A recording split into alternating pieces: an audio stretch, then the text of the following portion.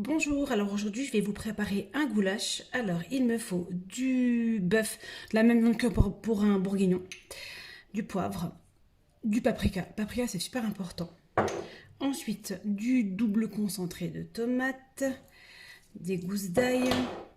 Ensuite évidemment du sel, un peu d'huile pour faire revenir les oignons.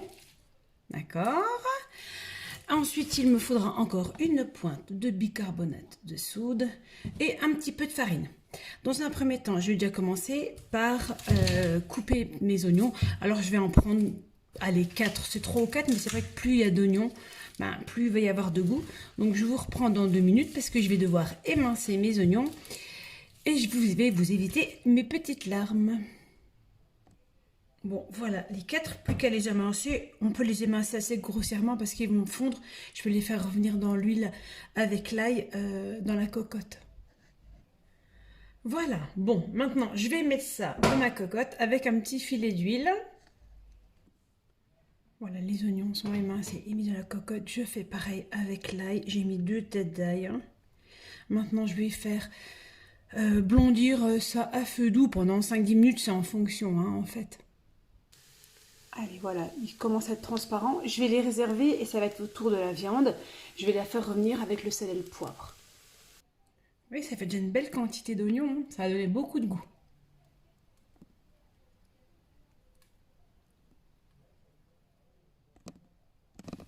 Allez hop, c'est autour de la viande que je vais faire revenir. Là, j'ai facilement 1,2 kg, 1,3 kg de viande. Voilà, on va la faire revenir. Puis une fois qu'elle sera bien dorée, on va rajouter les oignons qu'on avait mis de côté. Alors, pendant que ma viande elle est en train de revenir, je vais mélanger mon double concentré de tomate à l'eau. C'est plus facile parce qu'évidemment, il va falloir mouiller à hauteur pour laisser bien cuire la viande. Donc, je vous reprends dès que j'ai tout mélangé. Voilà, c'est mélangé. Bon, maintenant, concernant la quantité d'eau, ça va vraiment dépendre de ce que vous avez comme viande. Il faut que vous recouvriez complètement la viande de votre eau pour que vous ayez une bonne sauce. Alors, ça commence à prendre de la couleur. J'attends encore 2 minutes et je rajoute les oignons. Bon, je pense que c'est pas mal. Donc maintenant, on rajoute les oignons avec l'ail qu'on avait un petit peu pré-cuit. Un petit peu de sel, un peu de poivre. Voilà. Bon, le sel et le poivre, c'est toujours pareil, c'est en fonction de vos goûts. Moi, j'ai tendance à pas trop saler parce que j'ai toujours peur qu'il y en ait trop. Et on est d'accord qu'il vaut mieux qu'on ait un peu... Enfin, pas trop justement pour qu'on puisse éventuellement en ressaler.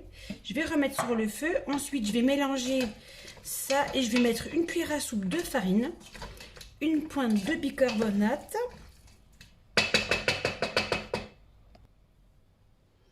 Voilà, ça c'est pour que la sauce soit bien épaisse. La pointe de bicarbonate. Alors on remet bien.